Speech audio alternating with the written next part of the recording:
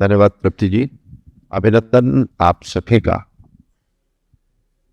मैं इस सत्र का आरंभ करने के मुझसे पहले एक आग्रह करूंगा कि आज 23 जनवरी में महात्मा गांधी की पुण्यतिथि और तुलसी दिन तो भगवान कृष्ण का शब्द है। भगवान कृष्ण का जैसा जीवन था, बचपन में ही अवतरित होने के बाद भी मोहतरम वाला प्यार भी आपको मिला और पांचजन्य के साथ ऐसा संयोग भी बना कि 1948 में जैसे ही प्यार में देखे तो सरकारी के कारण वो सहमत पड़ी। इसलिए इस सबको राजनीति के चश्मे से देखते हैं, परंतु देश से महापुरुषों के लिए कोई चौराहा रखकर उन्हें खंड खंड से देखकर आगे नहीं बढ़ सकते। अभी 22 जनवरी को केंद्र सरकार का एक आदेश निकला सरकारी दफ्तरों के लिए सुरक्षा सचिवों के लिए। इस देश के स्वतंत्रता संग्राम के लिए बलिदान देने वाले सभी हुतात्माओं की स्मृति के तौर पर यदि हम ऐसे बनाए और 2 मिनट का मौन रखें तो वास्तव में हम इस देश के स्वतंत्रता संग्राम को और बलिदान की परंपरा को समझ सकेंगे। इसलिए मैं आपसे से आग्रह करूंगा कि अंतिम सत्र का आरंभ हम उस 2 मिनट के मौन की बात करेंगे। सभी अपने स्थान पर करेंगे।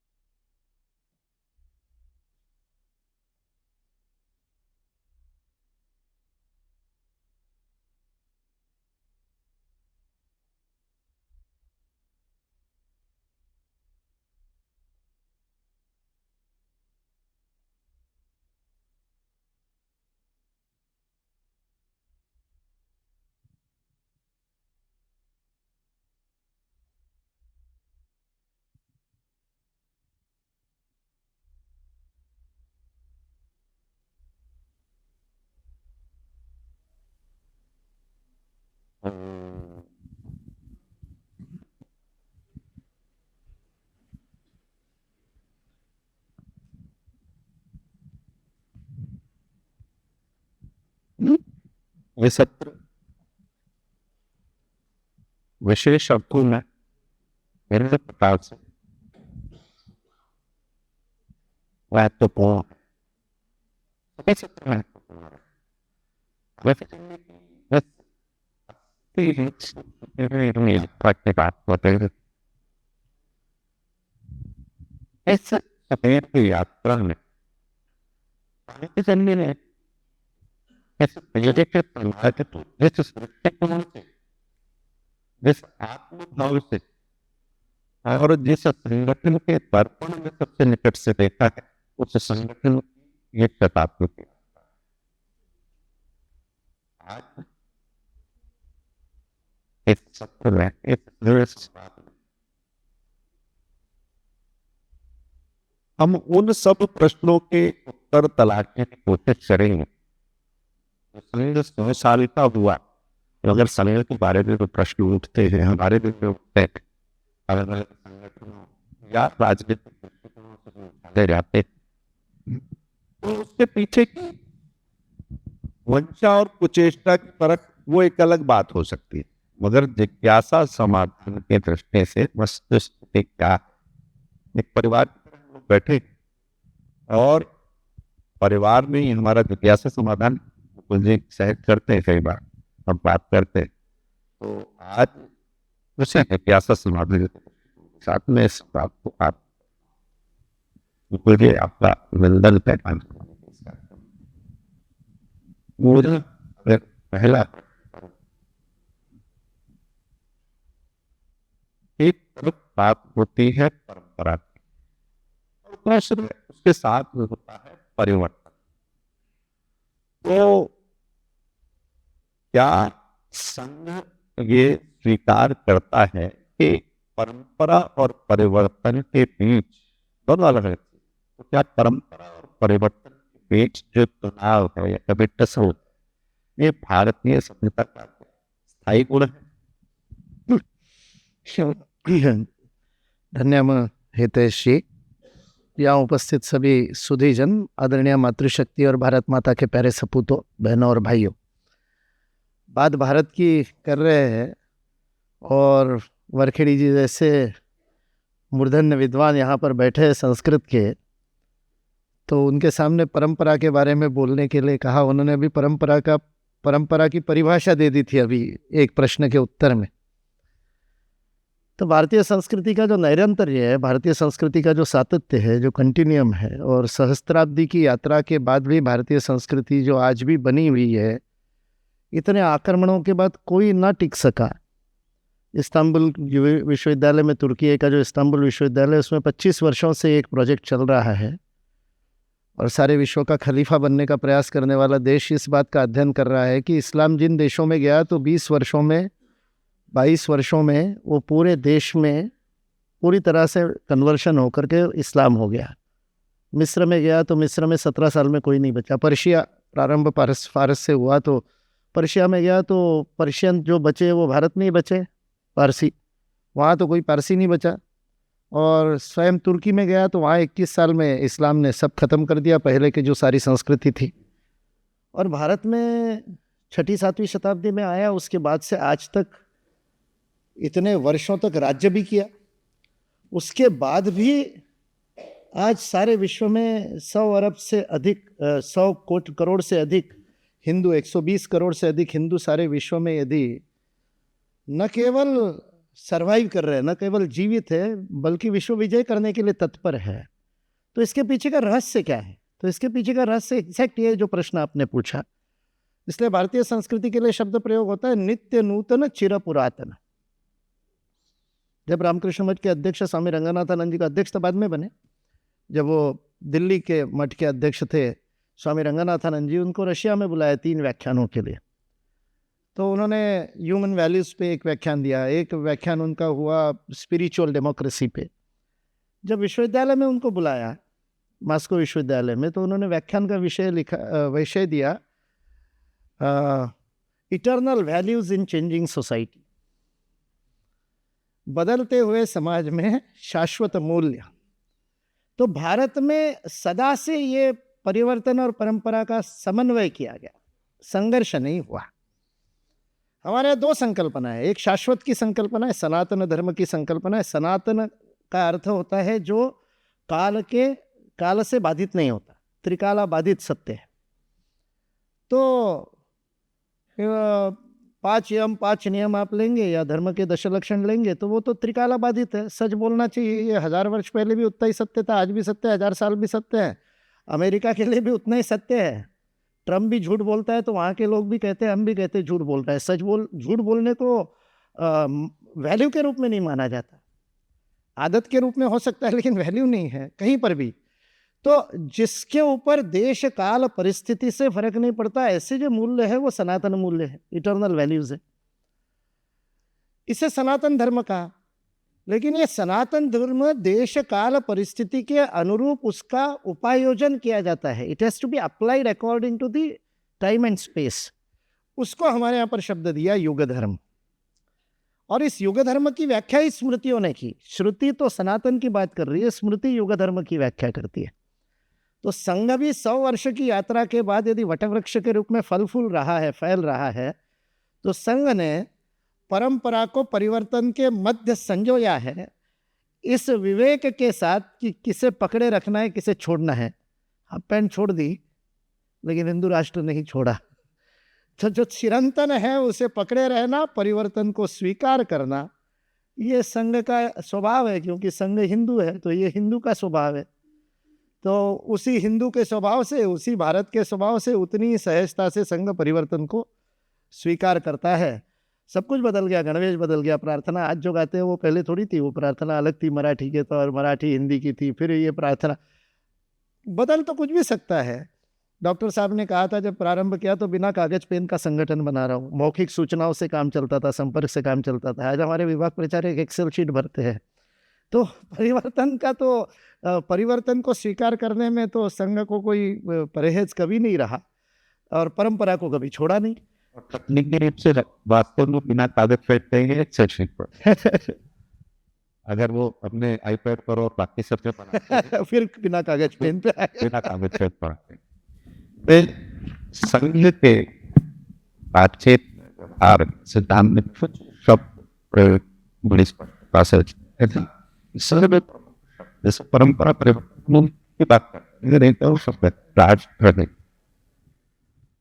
तो अगर इस राष्ट्र को थोड़ा सा और समझे तो एक फेडरल डेफिनेशन होती है,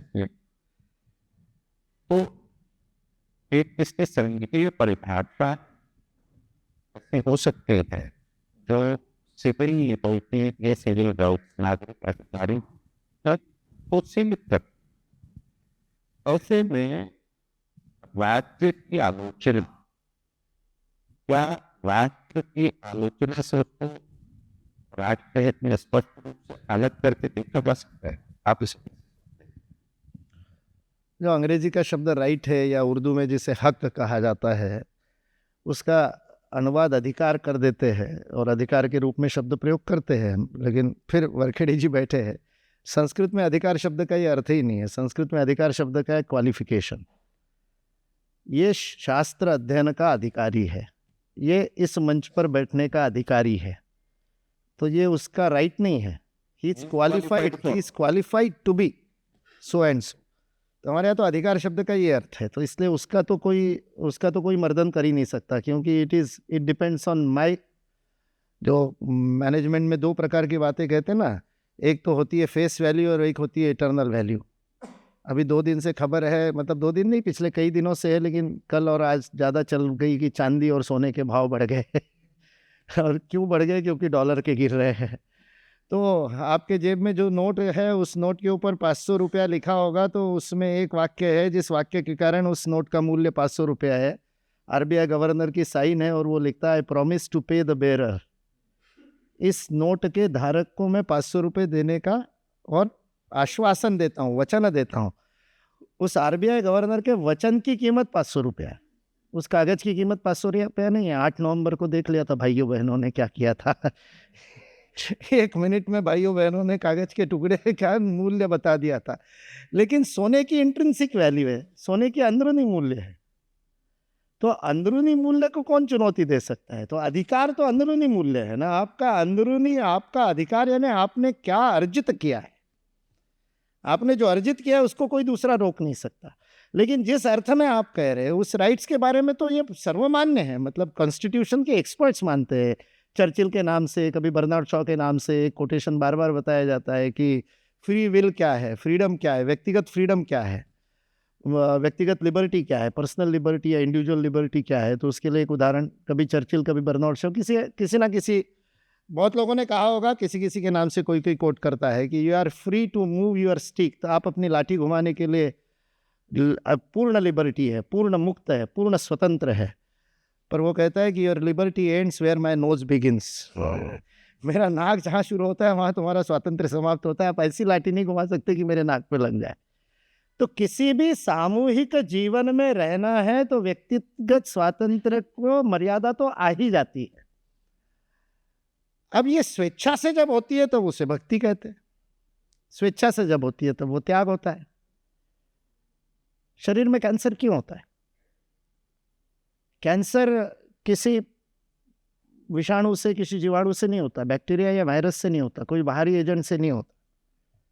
जब आपके शरीर की कोशिका, the cell of your body denies the discipline of the body, जब आपकी शरीर की कोशिका शरीर का अनुशासन मानने से नकार देती है, मैं नहीं मानूंगी। इस क्षण हम सब लोग बैठे हैं, प्रति क्षण लाखों, हजारों भी नहीं, लाखों कोशिकाएं मर रही है, लाखों कोशिकाएं उनका स्थान ले रही है। उसी को क्षय अपचय कहते हैं, मेटाबॉलिज्म इसी को कहते हैं। एनाबॉलिज्म यानी कोशिकाओं का मरना, कैटाबॉलिज्म यानी नई कोशिकाओं का जन्म लेना, दोनों मिला करके मेटाबॉलिज्म। इसलिए हम जीवित है, मेटाबॉलिज्म है इसलिए हम जीवित है। जिस दिन खत्म हो जाएगा उस दिन शव हो जाएंगे। शव और शिव में यही फर्क है। इसलिए शिव मृत्यु की देवता इसलिए क्योंकि हर क्षण कोशिकाएं मर रही है। एक कोशिका कहती है I won't die for the body, मेरी व्यक्तिगत लिबर्टी, व्यक्तिगत अधिकार, मेरा व्यक्तिगत राइट है, I won't die for the body. It starts becoming a tumour, it multiplies without dying, it becomes a tumour, गांठ बन जाती है। डॉक्टर कहता है इसकी टेस्ट करो, बायोप्सी करो, और बायोप्सी में बताता है मैलिग्नेंट है, कार्सिनोजेनिक है, ये आपकी कैंसर हो गया, आपको कर्करोग हो गया। संघ की प्रार्थना में हमारे लिए हम शब्द प्रयोग करते हैं, राष्ट्र के हम अंग है, राष्ट्रांग है। हमारा पुरुष सूक्त ये कहता है, हमारा विराट स्वरूप जो भारत माता का है, उस भारत माता के शरीर की मैं कोशिका हूं। यदि मैं उसके अनुशासन के लिए अपना त्याग करने के लिए तत्पर नहीं हूं तो मैं कैंसर हूं। इसलिए राष्ट्र के लिए जो त्याग करने के लिए तत्पर नहीं है, बद्रीसार टुल्लारिया का जो पहला लेख था, जिस लेख पर प्रसन्न होकर के उनको देशिक शास्त्र लिखने के लिए बाल गंगाधर तिलक जी ने कहा, वो बद्रीसार टुल्लारिया ने 19 वर्ष की आयु में लेख लिखा था, स्वार्थ ही सबसे बड़ा देशद्रोह। अगर आप स्वार्थी है तो आप देशद्रोही है। तो इसलिए ये जो व्यक्तिगत अधिकार और राष्ट्र, इसकी जो लड़ाई होती है, ये इसका कोई अर्थ नहीं है। जहां तक आलोचना की बात है, आलोचना को तो भारत में स्वीकार किया गया है, तो मतलब स्वीकार नहीं, स्वागत किया गया है, ये तो सम्मान बुलाया गया। मतलब वी वेलकम क्रिटिसिज्म। हम तो कहते हैं आओ भाई आलोचना करो। संस्कृत साहित्य पूरा पूर्व पक्षी के खुद ही बात कर रहे हैं, कोई नहीं है तो खुद ही पूर्व पक्ष पहले रखता है, खुद ही पहले आलोचना रखता है और फिर खंडन करता है। ये परंपरा है हमारी। इसके निंदक नहीं करे राखी है, कहा है हमने, आंगन खुटी समाये, बढ़िया प्रेम से उसको सत्कार के साथ रखो साथ में, ऐसे ही नहीं। We do not tolerate, Swami Vivekananda ने शिकागो के भाषण में कहा था, हम सहिष्णुता पे विश्वास नहीं करते, क्योंकि सहन करना तो विवशता है, मजबूरी है। टॉलरेंस में एक मजबूरी है, क्या करे बेचारा, अभी हमारे दोनों तरफ के पड़ोसी जैसे है वैसे है भारत के, तो टॉलरेट करना पड़ता है। That is not the point. Point is we accept everyone as too. ये एक्सेप्टेंस है, ये भारत का स्वभाव है। इसलिए राज्य की आलोचना, व्यक्ति की आलोचना थोड़ा पॉलिटिकली विवादास्पद भी हो सकता है। बीच में मैं एक जगह पर था तो जेएनयू के एक प्रोफेसर मिले, तो वो बड़े दुखी थे कि हमारे जेएनयू का नाम बदनाम हो रहा है, ये बच्चे भी पता नहीं क्या करते हैं। वैसे कई बार जेएनयू के प्रोफेसर हाँ तो उन्होंने कहा कि ये देखो, अभी उन्होंने कल परसों नारे लगा दिए कब्र खुदेगी। तो मैंने कहा, मैं जानता था उनको, मैंने कहा आपने भी तो खूब आंदोलन किए अपने छात्र जीवन में। तो बोले हाँ, छात्र जीवन में आंदोलन किए। मैंने कहा आपने भी जिंदाबाद के साथ मुर्दाबाद के भी नारे लगाए, कुलपतियों को मुर्दाबाद के ही तो लगाए विद्यार्थी परिषद का काम करते समय। तो मुर्दाबाद और कब्र खुदे में क्या फर्क है अंशु जी? मुर्दाबाद का अर्थ क्या है?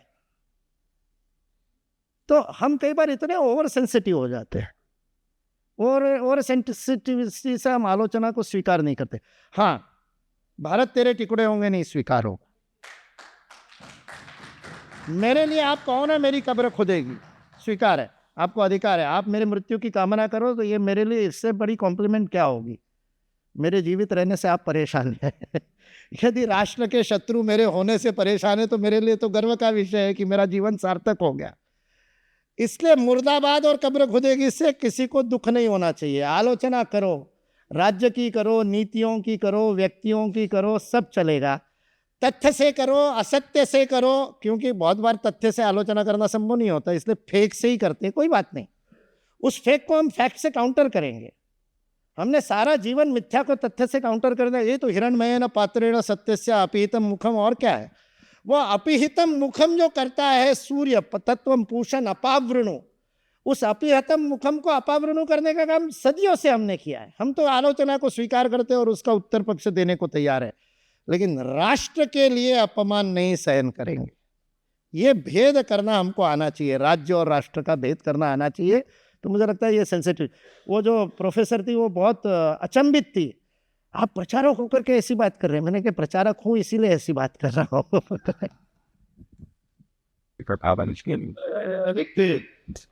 और शब्द की फर्क हो, जो शब्द सृष्टि में खूब सुनाई देता है, बाहर वो वैसा प्रचलित नहीं हुआ।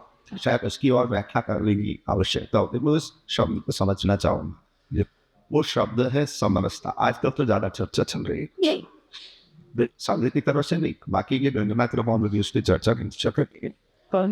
तो जब आप समरसता की बात करते थे तो इस समरसता का अर्थ विविध पहचानों का संवाद करना है या अंततः एक रूपता की दिशा में बढ़ना है? और अगर बढ़ना है तो वो एक रूपता किस तरह है? यस मैं क्या एक रूपता तो असंभव है। सृष्टि में विविधता ही नहीं, संस्कृत में उससे आगे का शब्द प्रयोग किया है। हम विविधता शब्द प्रयोग कर लेते, डाइवर्सिटी शब्द प्रयोग कर देते, संस्कृत में उससे भी आगे का शब्द प्रयोग कर लिया है, नानात्व। इस सृष्टि में नानात्व है, और नानात्व का अर्थ क्या है? कोई भी दो एक जैसे नहीं। विविधता में तो वर्ग विविधता भी हो सकती है, 10 एक प्रकार के फूल, 10 दूसरे प्रकार के फूल, ये भी विविधता है। लेकिन ये दो पुष्प भी एक जैसे नहीं है, इसका भान होने को कहते हैं नानात्व। हमारे ऋषियों को इस नानात्व का भान था। इमली के पेड़ पर कितने पत्ते होते हैं? लाखों पत्ते होते हैं, कोई भी दो पत्ते एक जैसे नहीं होते। कोई भी जगत में, ईश्वर की सृष्टि में कोई भी दो एक समान नहीं है। इतना नानात्व है, तो एक रूपता तो संभव नहीं है। हम में से प्रत्येक अद्वितीय है।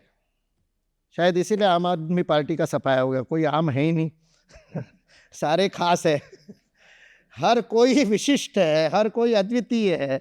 और मैं सरल सा उदाहरण देता हूं, नहीं होते तो आपका आधार कार्ड कैसे बनता?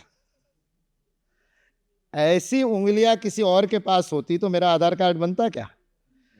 दुनिया के 8 अरब लोगों में ऐसे उंगलियों के निशान किसी के पास नहीं है। ये नमूना भगवान ने एक ही बनाया, 5 फुट 8.5 इंच का, और ताली बजाने वाले भी वैसे ही नमूने और 8 अरब ही नहीं, जो मर गए वो शिवाजी से भी नहीं मिलती मेरी उंगलियां, ना गांधी जी से मिलती है ना जिन सबको हमने श्रद्धांजलि दी उनमें से किसी भगत सिंह से मिलती है। मूछें बढ़ा ली इसलिए कुछ लोग मेरे को भगत सिंह कह रहे हैं, लेकिन मेरी उंगलियां नहीं मिलती भगत सिंह से ना अभी तक जो पैदा हुए उनमें से किसी। इतना नानात्व, हम एक रूपता की कल्पना कैसे कर सकते? एक रूप हो नहीं सकता, यूनिफॉर्मिटी नहीं हो सकती, even unity is not possible. इसीलिए समरसता ही संभव है।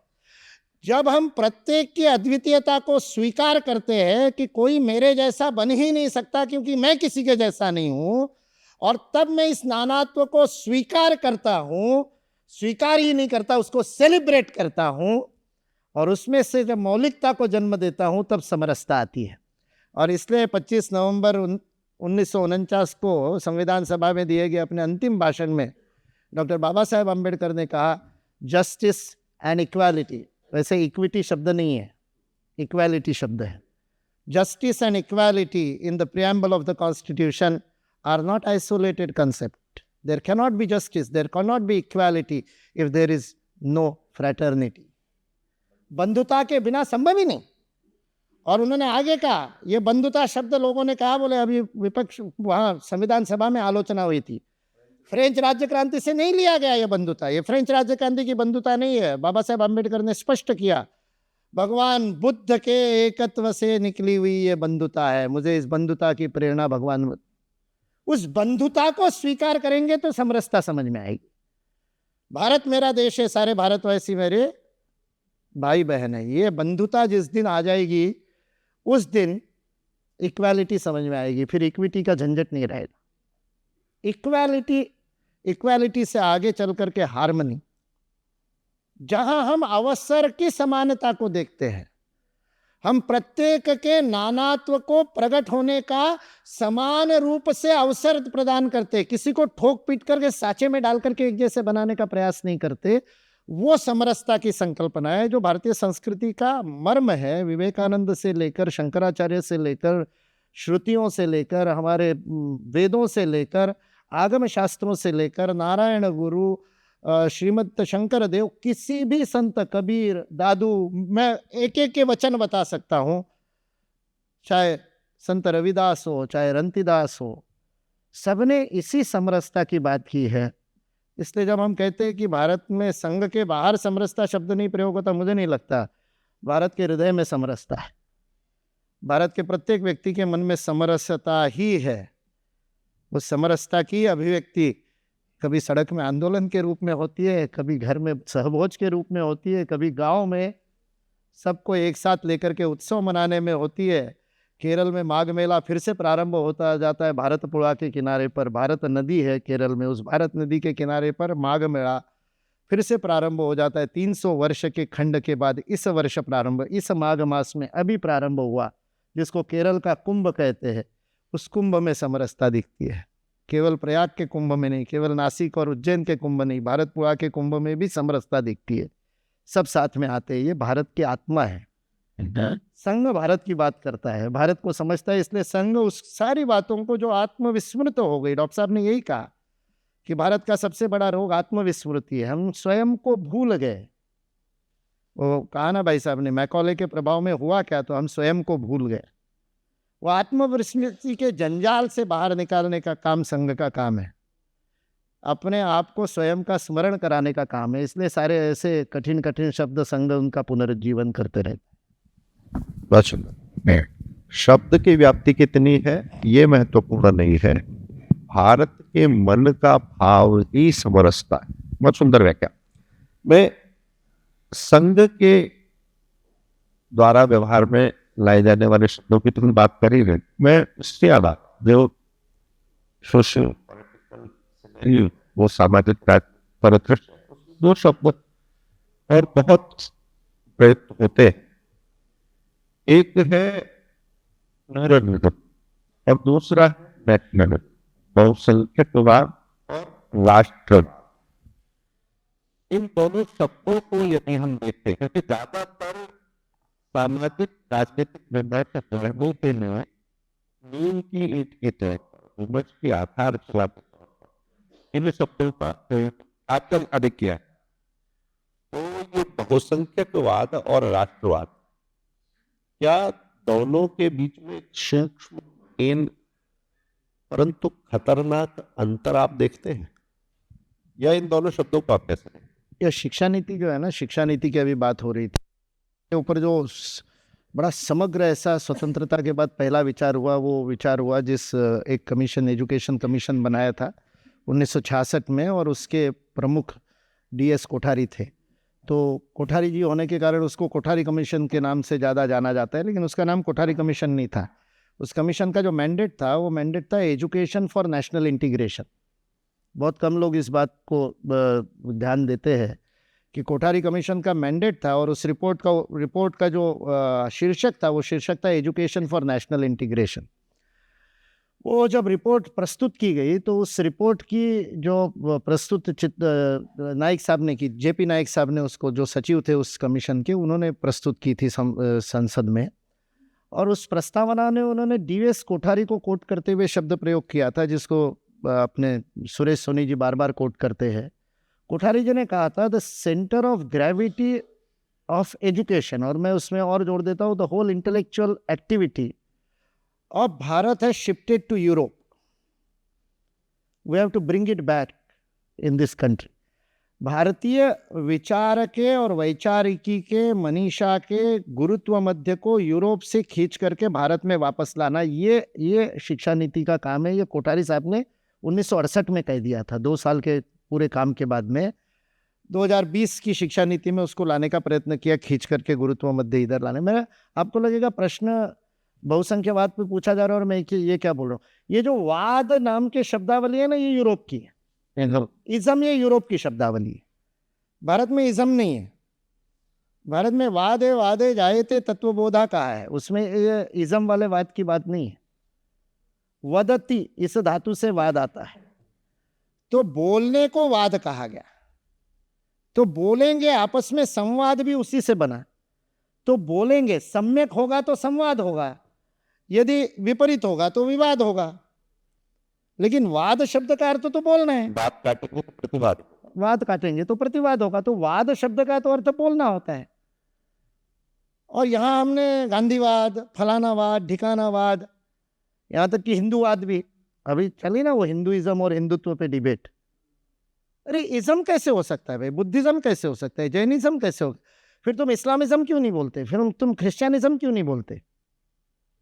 ये इज्म का इज्म है ही नहीं, तो इसलिए ना बहुसंख्यकवाद है ना राष्ट्रवाद है, दोनों शब्दों को संघ नहीं स्वीकार करता। संघ मानता ही नहीं कोई बहुसंख्यक और अल्पसंख्यक की कल्पना है। हम मानते हैं कि इस भारत को जो अपनी मातृभूमि मानता है, इस भारत को जो अपनी पितृभूमि मानता है, जो भारत में रहता है, जो चाहे जिस भी ईश्वर की पूजा करता हो, चाहे जिस भी उपासना पद्धति को मानता हो, वो हमारे लिए हिंदू है। हिंदुत्व हमारा राष्ट्रीयत्व है, राष्ट्रवाद नहीं है। यह हमारी राष्ट्रीयता है, हिंदुत्व ये हमारी राष्ट्रीयता है। इसलिए तुम अल्लाह की पूजा करते हो तो भी तुम हिंदू हो हमारे लिए, यदि तुम भारत को भारत मानते हो। यदि तुम ईसा मसीह की पूजा करते हो तभी तुम हिंदू हो, यदि तुम भारत को मानते हो। तो हिंदुत्व हमारे लिए उपासना पद्धति से जुड़ा हुआ विषय नहीं। ये विषय जब हम समझते तो ये बहुसंख्यकवाद और बहुलतावाद इस चक्कर में पड़ेंगे ही नहीं। जब मैंने कह दिया नानात्व है तो बहुलता क्या हुई?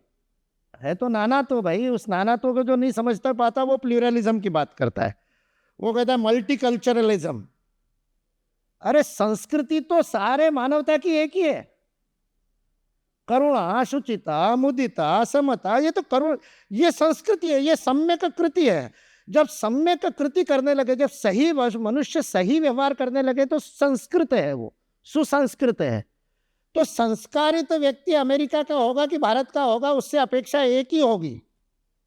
फिर ईसा मसीह ने कहा ना कि अपने पड़ोसी से प्रेम करो, और फिर और पूछा कि कैसे? तो जैसे तुम स्वयं से करते हो। दूसरे के साथ वही व्यवहार करो। Do unto others what you expect them to do unto you.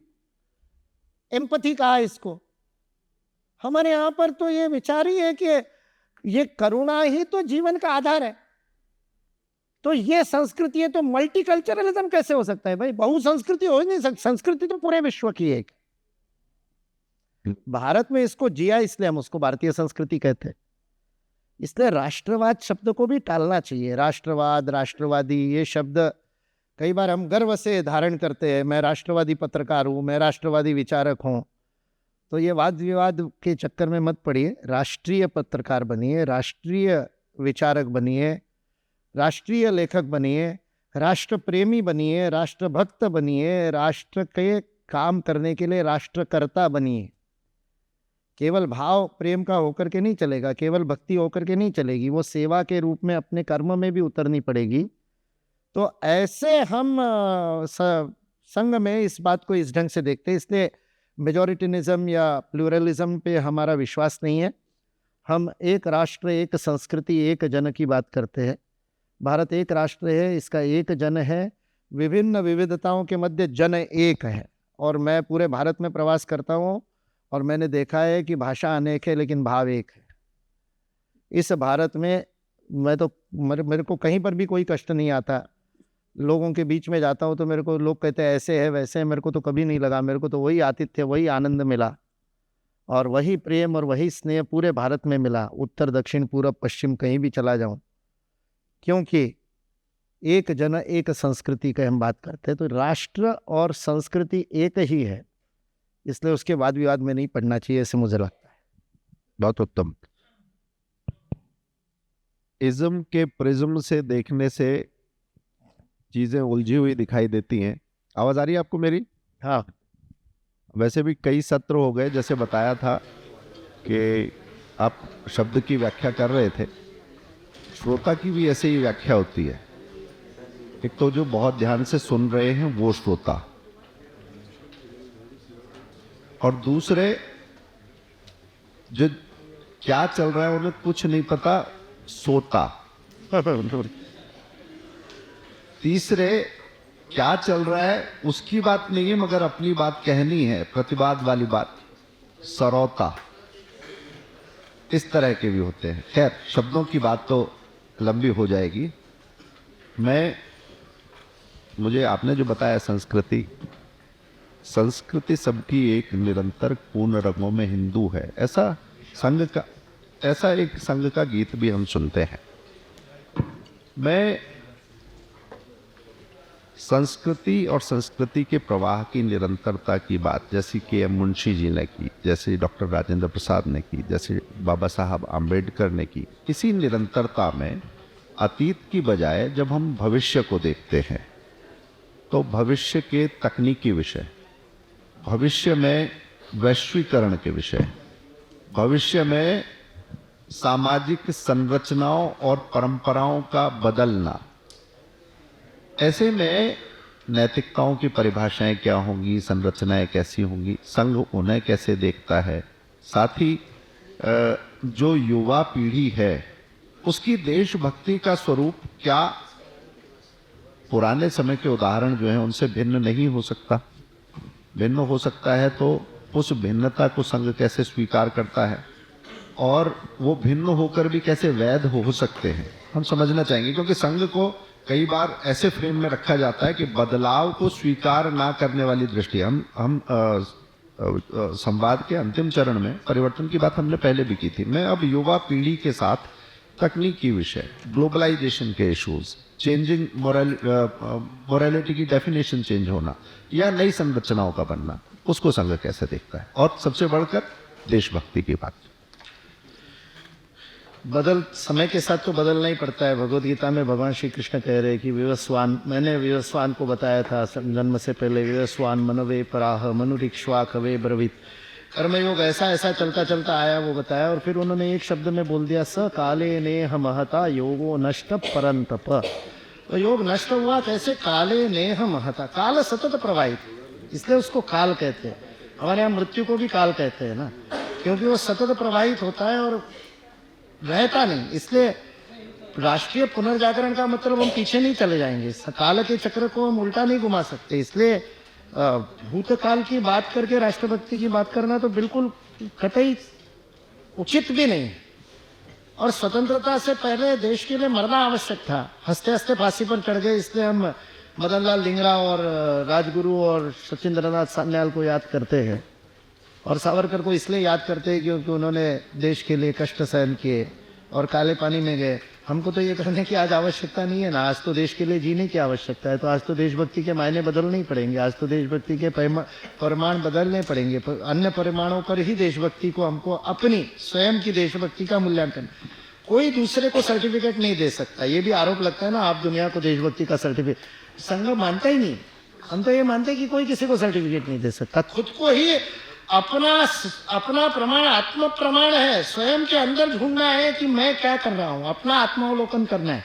रात को सोने से पहले स्वयं को प्रश्न पूछना है कि आज मैंने क्या किया देश के लिए। 1963 में जॉन एफ कैनेडी राष्ट्रपति बने थे अमेरिका के, और अमेरिका बड़े प्रिकेरियस कंडीशन में, आर्थिक रूप से मंदी आई हुई थी, टेक्नोलॉजिकली बहुत दिक्कत हो गई थी, अमेरिका पिछड़ रहा था, खत्म हो रहा था। जॉन एफ कैनेडी ने अपने एक्सेप्टेंस स्पीच में कैपिटल हिल पे खड़े होकर के, जब वो राष्ट्रपति की शपथ लेने के बाद स्वीकार करने वाला भाषण दे रहे थे, उन्होंने प्रश्न पूछा था। उन्होंने कहा था, do not ask what America shell give you, ask what you shall give America. आज अमेरिका यदि विश्व की नंबर 1 बनी है टेक्नोलॉजी और इसमें, तो उसमें बहुत बड़ा योगदान जॉन एफ कैनेडी का है कि उसने अमेरिका को एक नेशनल मिशन दिया, एक राष्ट्र के रूप में एक व्रत दिया, और उस व्रत से अमेरिका खड़ा हुआ। इसलिए टेक्नोलॉजिकल सुपर पावर बना, इसलिए सामरिक सुपर पावर बना, सैन्य शक्ति में सुपर पावर बना। मैं पूरी कथा नहीं बता रहा हूं, लेकिन वो वाक्य बहुत महत्वपूर्ण है। देश हमें देता है सब कुछ, हम भी तो कुछ देना सीखे। तो रात को सोने से पहले पूछो ना, क्या दिया मैंने, क्या पाया। मत आत्मावलोकन क्या पाया से नहीं होगा, क्या दिया से होगा। आज दिन भर में मैंने दिया क्या, what is my contribution. If there is a contribution, then I lived for 24 hours. मैं 24 घंटे जिया हूं यदि मैंने कुछ दिया है। अन्यथा तो स्वामी विवेकानंद कहते हैं, चलती फिरती खेलती बोलती लाश है, शव है। जीवन का अर्थ नहीं यदि योगदान नहीं। Each and every day. और भगवान बुद्ध कहते हैं, फिर उसको करते करते प्रति घंटा प्रतिपल पे ले आओ, और फिर अंत में वो जाकर के कहते हैं, निमिष मात्र में स्वयं को देख सको तो उसको विपश्यना कहते हैं। निमिष मात्र यानी 1 सेकंड का 600वां हिस्सा। 1 सेकंड के 600वें हिस्से में स्वयं को देख सको तो विपश्यना है। साधना है साक्षी भाव की। दिन में एक बार तो पूछ लो रात को सोने से पहले क्या दिया। पाया का तो बैंक बैलेंस आ जाता है महीने में, आजकल तो बैंक में जमा होते ही मैसेज आ जाता है क्या पाया का। वो एसएमएस तो आ जाता है, क्या दिया का एसएमएस कोई नहीं भेजता। आज आपने क्या दिया, कितनों को मुस्कुराहट दी, कितनों को संबल दिया, कितनों को प्रेम दिया, कितनों को स्नेह दिया, कितनों को झिड़क दिया। तो ये अपना मूल्यांकन इस आधार पर करना जब हम शुरू कर देंगे कि हमने क्या दिया, तो वो राष्ट्र के प्रति योगदान है।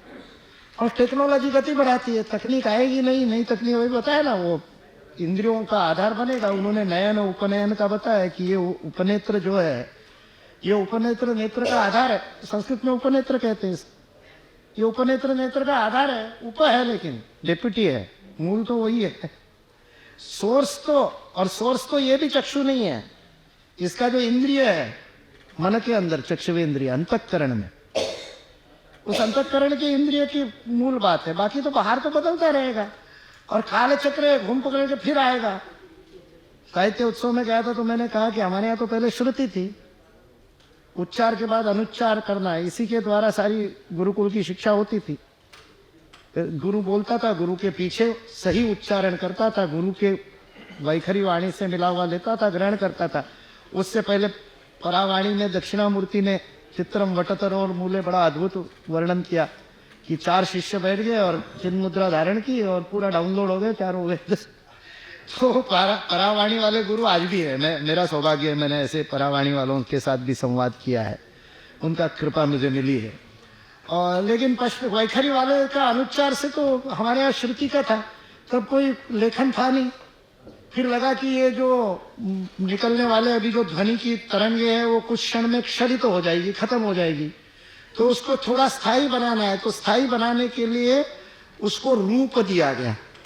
ध्वनि का जो शब्द था, शब्द को रूप दिया तो उसको कहा अक्षर। अब इसका क्षरण नहीं हो सकता, जिसका क्षरण कम होगा, नहीं हो सकता तो क्या वो भी खत्म तो होगा ही एक दिन, लेकिन अक्षर। इसलिए अक्षर यानी लेखन शुरू हुआ तो फिर भूर्जपत्र है। भूर्जपत्रों को गांठ बांधनी पड़ती थी, इसलिए ग्रंथ आए। ग्रंथ का अर्थ होता है गांठ बांधा, ग्रंथी यानी गांठ। ग्रंथ का शब्द है जो बांधा गया। बाद में कागज आए तो टेक्नोलॉजी बदल गई तो बाइंडिंग शुरू हो गया। बाइंडिंग के लिए शब्द है पुस्त करना, पुस्ती क्रिया बाइंडिंग है, इसलिए वो पुस्तक बन गई। अभी जो आप बाइंड करके करते हो वो ग्रंथ नहीं हो सकते। हम कहते हैं ग्रंथ छापे, अरे ग्रंथ नहीं छाप सकते, छाप तो पुस्तक ही छापते हैं। फिर टेक्नोलॉजी बदल गई तो एनालॉग आ गया तो आप टाइपिंग करने लगे। टाइपिंग में आप रिपीट नहीं कर सकते थे, टाइपिंग एक बार गलती हो गई तो फिर से सुधारना पड़ता था। फिर डिजिटल आ गया तो वो स्टोर होता था, अंदर ही डिलीट होने लगा। टेक्नोलॉजी बदल गई। अब तेरे क्लाउड में है मायाजाल। शंकराचार्य को कितने विचारों को उदाहरण देने पड़े, रजवाम भुजंगम। आज शंकराचार्य होते तो क्या दिक्कत ही नहीं थी, वर्चुअल वर्ल्ड है ही, दिखा देते ये माया है, ब्रह्म नहीं है। हमारे लिए वेदांत समझाना सरल हो गया, माया दिखती है सामने।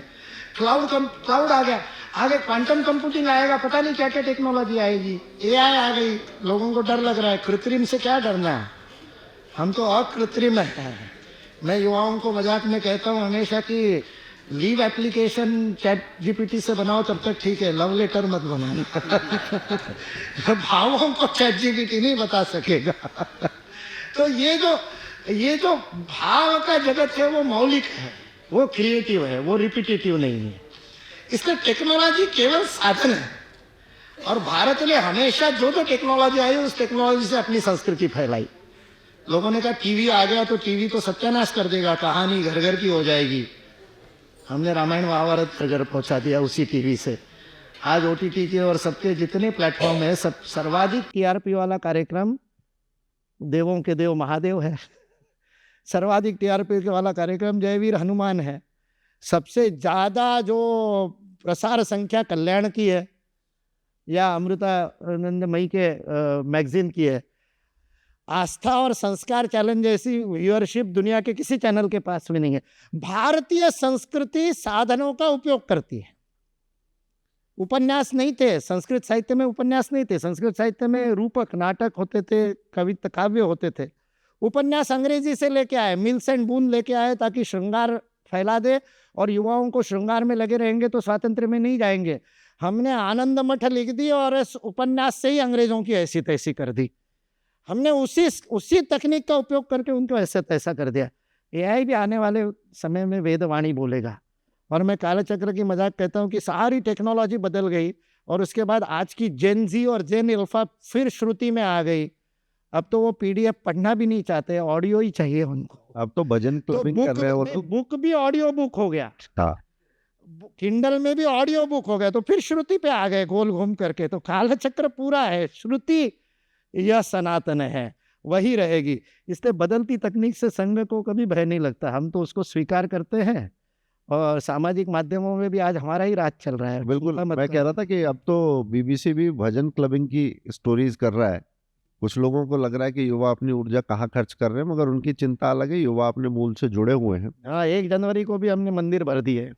जब अब इसको मूर्खता माने कि क्या माने पता नहीं, पर भारत ऐसा ही है। मूलता मान सकते हैं, मूर्खता नहीं मान। भारत ऐसा ही है, बिल्कुल। सबको स्वीकार करते हैं और अपने में ढल लेते हैं। अभी हमारा संवाद घंटों चल सकता है। वैसे भी हम जब बैठते हैं तो हमारी बातचीत तो लंबी चलती ही है। मैं सभागार में आप सभी को अवसर देना चाहूँगा कि यदि कुछ प्रश्न हैं तो मुकुल जी हमारे साथ हैं, हम प्रश्न कर सकते हैं। अपने नाम के साथ प्रश्न और संक्षेप में प्रश्न रखेंगे, स्पष्ट। मेरा नाम अमृत लाल रावल है। मैं दिल्ली यूनिवर्सिटी के कॉलेज में पढ़ा है, 23 साल पढ़ा है।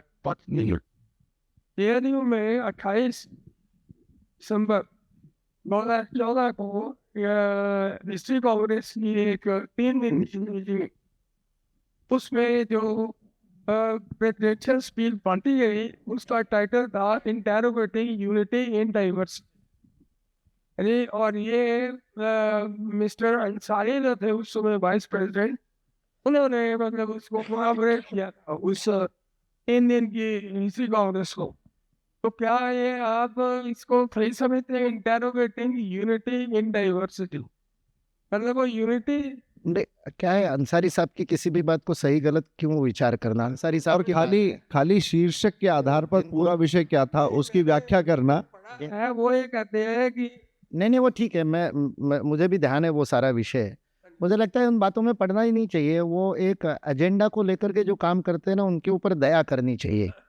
उनको बहुत ज्यादा उनको महत्व देकर के हम उनको बड़ा बनाते हैं जी। शिशुपाल के 100 अपराध क्यों कृष्ण ने ध्यान नहीं दिए? क्योंकि वो शिशुपाल को महत्व नहीं देना चाहते थे। हमारी गड़बड़ ये हो जाती है कि हम ऐसे तत्वों को महत्व देते हैं, और ये मनुष्य का स्वभाव है। थोड़ा संस्कार नहीं दिया तो ऐसे ही होता है। जैसे मैंने शुभ्र वस्त्र पहने हैं, मेरे जूते देख करके हितेश जी ने कमेंट किया, सफेद शुभ्र जूते पहनते हैं तो वो शुभ्र रहते तब तक अच्छे लगते हैं। तो शुभ्र वस्त्रों का यही बात है, एक छोटा सा भी दाग लग जाए ना, हाँ, तो दिखता तो फिर वो पूरा 99% शुभ्र रंग नहीं दिखता, वो दाग ही दिखता है। तो हम भी ऐसे लोगों को ज्यादा महत्व देते हैं। लेकिन यूनिटी इन डाइवर्सिटी ये शब्दावली ही गलत है। परम पूज्य ने सरसंघ चालक जी बार बार इस बात को कहते हैं, यूनिटी एक्सप्रेसिंग एज डाइवर्सिटी।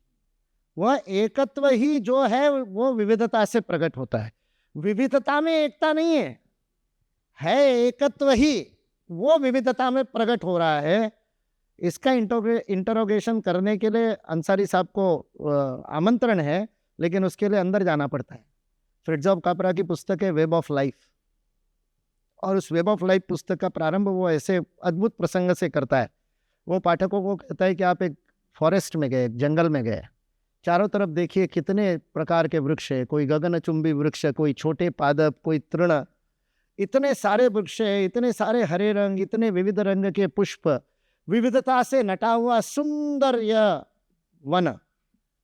और फ्रिट्जॉफ कापरा अगले पूरा विविधता का सुंदर अद्भुत वर्णन करने के बाद कहता है, अब कल्पना कीजिए कि इसी वन को आप धरती के अंदर से, पृथ्वी के अंदर से 20 फीट नीचे से देख रहे हैं, क्या दिखाई देगा?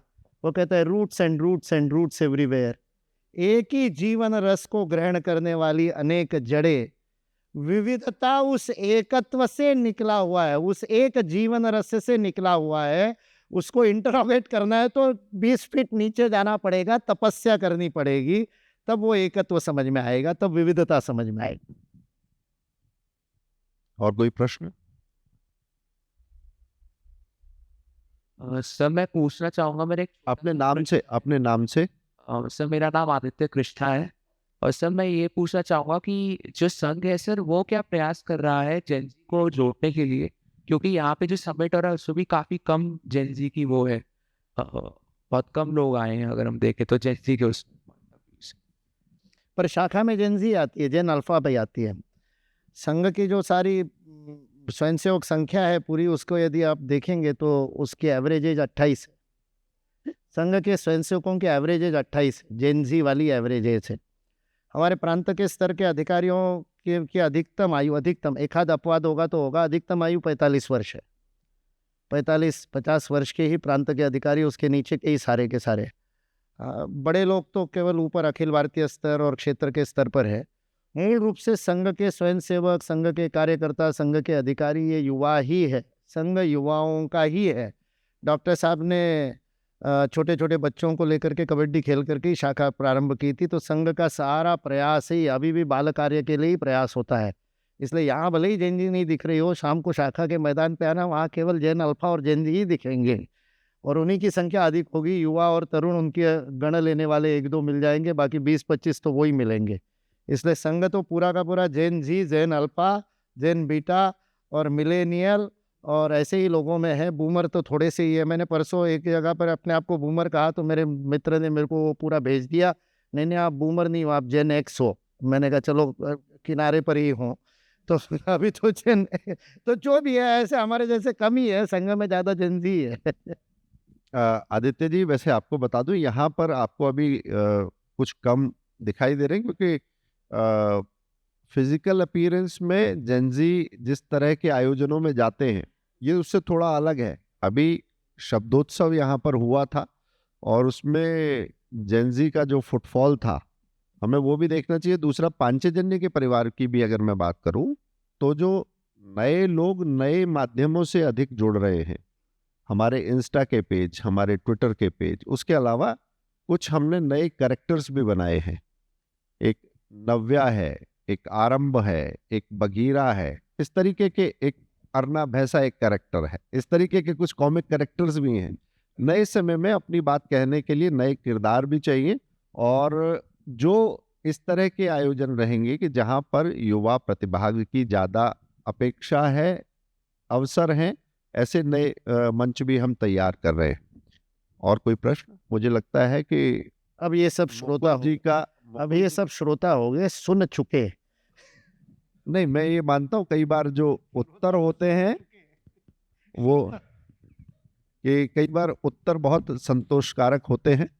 और संघ के शताब्दी वर्ष के साथ ही यह पांचजन्य के संस्थापक संपादक अटल जी का भी शताब्दी वर्ष है। और जैसे संघ के बारे में कहते हैं कि संघ कैसा होगा भविष्य में, किस तरह से काम करना होगा, ये डॉक्टर हेडगेवार ने बहुत पहले ही देख लिया था, उसका टेम्पलेट बना दिया था। मैं जब अटल जी को देखता हूँ, पढ़ता हूँ, तो मुझे लगता है बहुत सारी चीज़ें, किस परिस्थिति में आपको काम करना होगा और कैसे आगे चलना है, एक राष्ट्रीय दृष्टि देने का काम उन्होंने पांचजन्य को उसी समय किया। वरना रार नहीं ठानूंगा, हार नहीं मानूंगा, वो कहते नहीं।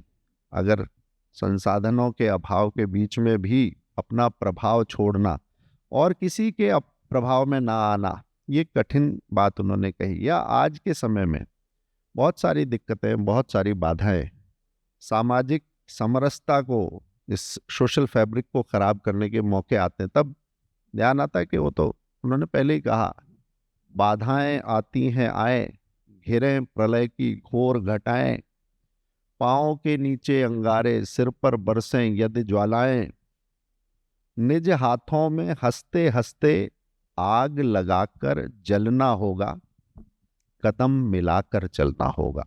यानी उद्वेलन होगा, बेचैनी होगी, बाधाएं होंगी, मगर ये हाथ नहीं छूटने चाहिए, वो कदम ताल नहीं टूटनी चाहिए। यही समाज है, यही राष्ट्र है और उस राष्ट्र के जो लक्ष्य हैं उनके लिए आगे बढ़ने की यही दिशा है। यही कह के मैं अपनी बात पूरी करता हूँ। सुंदर संवाद के लिए धन्यवाद। आपका भी, पंचजन्य परिवार को भी बहुत बहुत बधाई और ऐसा ही ये शंखनाद चलता रहे और राष्ट्र जागरण होता रहे। बहुत बड़ा दायित्व होता है प्रति सप्ताह छापना और उसको वितरित करना और उसके माध्यम से राष्ट्र जगाना एक बहुत बड़ा कर्तव्य और दायित्व का निर्वाह आप कर रहे हैं। इस पूरे परिवार को बहुत बहुत उस बात के लिए शुभकामनाएं, मंगल कामनाएं, वर्धापनिकाएं, और आप लोग ऐसे ही आगे बढ़ते रहे और निरंतर इस कार्य को करते रहे।